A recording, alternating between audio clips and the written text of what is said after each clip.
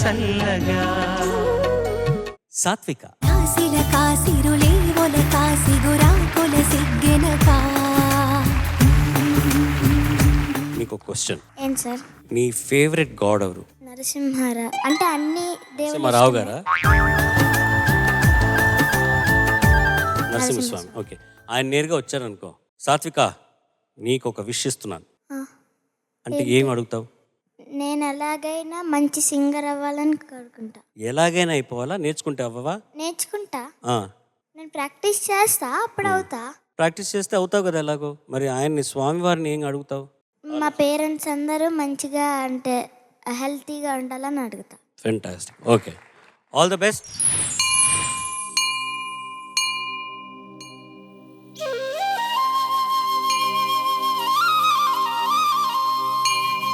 అమ్మా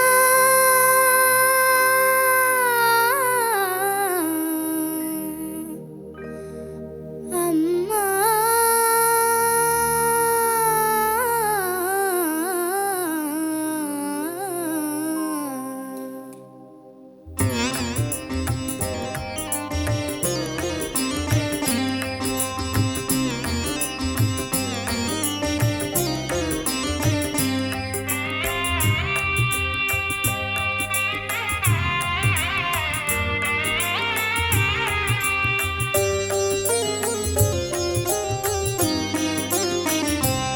జననీ శివకామిని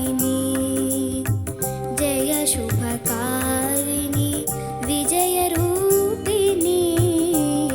జననీ శివకామిని జయ శుభకారిణి విజయ రూపిణి. జననీ శివకామిని.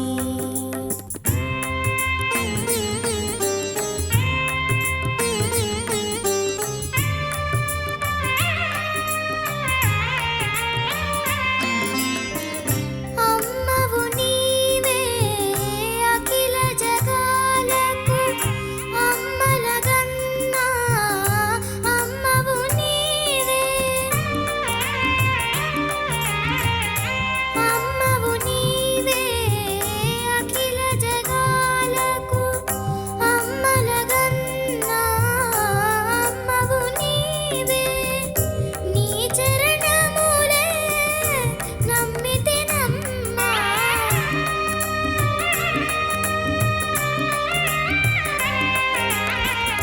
నీ చరణములే నమ్మితినమ్మా.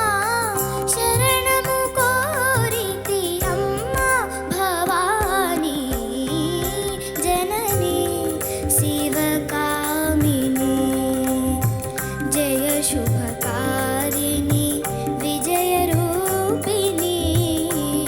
జననీ శివకామిని.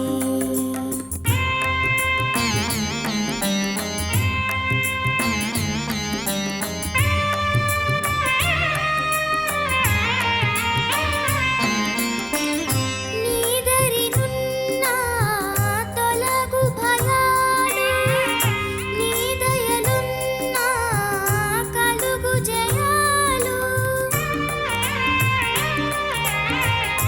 నీదరినున్న తొలగు భయాలు, నీ దయలున్న కలుగు జయాలు. నిరతము మాకు నీడగా నిలచి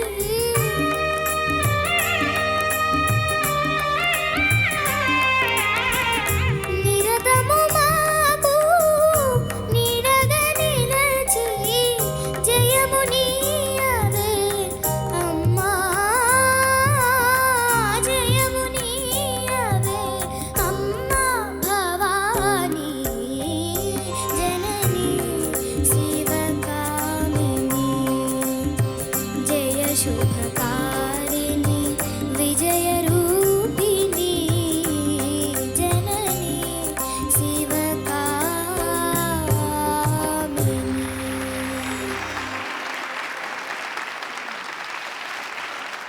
కిరణ్ గారు.